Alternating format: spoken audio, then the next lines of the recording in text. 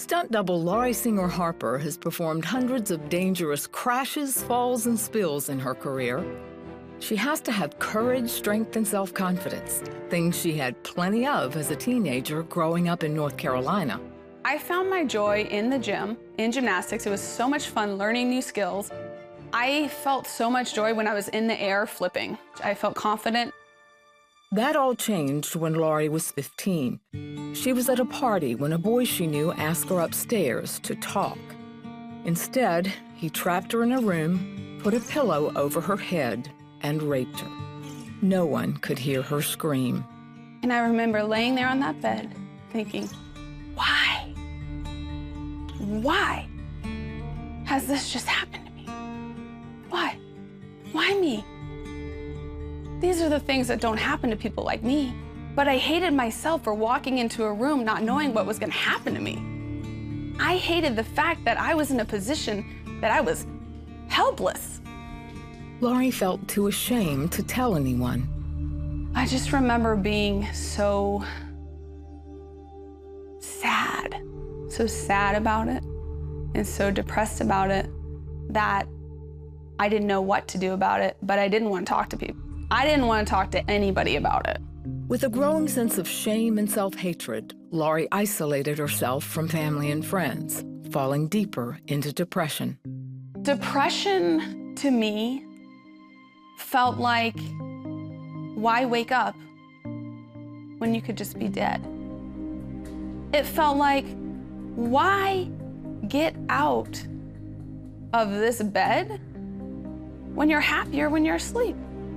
The joy comes out, and there was just no hope. Then she started cutting herself. I would look in the mirror, and I would take thumbtacks, and I would scratch on my cheek until it bled. And then I would stop. I couldn't really understand why I was doing it. I guess I hated myself so much that if I wasn't gonna die, I was gonna suffer. A few months after the attack, Laurie confided in her best friend, but that trust was quickly broken. And next thing you know, people online started messaging me about the rape. And that put me to the very end of my rope. I couldn't believe that my best friend that I trusted would tell somebody. On impulse, Laurie downed a handful of pills she found at home, a decision she questioned right away.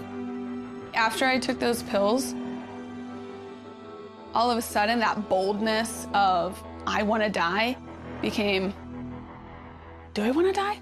And I went downstairs and I told my mom. Laurie's mom called the Poison Control Center and learned there wasn't any danger, but she knew Laurie needed help, so she took her to a psychiatrist, who put her on medication for ADHD and depression. As opposed to always depressed, I started becoming more even. But just because I went on medication didn't give me joy in my life again. It didn't. I was going along, living life, but I didn't feel good inside. I didn't feel great like I used to. I just still felt on autopilot. One day at school, Laurie met a college student who invited her to a Christian youth group gathering called Young Life. At once, Laurie noticed there was something different about her. I was like, this girl, I never seen a joy like that in somebody. I mean, this was more joyous than who I was before the rape. And so I was thinking, that girl has got something special. And whatever it is, I want it. So Laurie went to the meeting and discovered what her new friend had: faith in Jesus.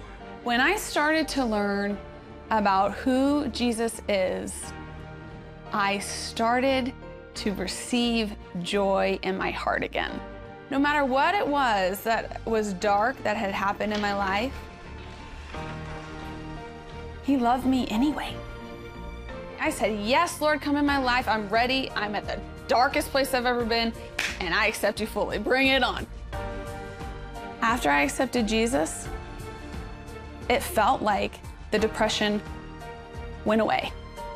Instead of giving in to depression, she learned to depend on God for strength and joy. God's presence gives me the confidence to know that He's gonna be there and He's gonna protect me. And Laurie says it was God who led her to a dream career as a stunt woman, and also to her husband, Will Harper, who happens to be a stunt man. She's learned that when she seeks God through life's trials, she'll find joy. Now I am hopeful for the future. I know that He has a plan and purpose for my life.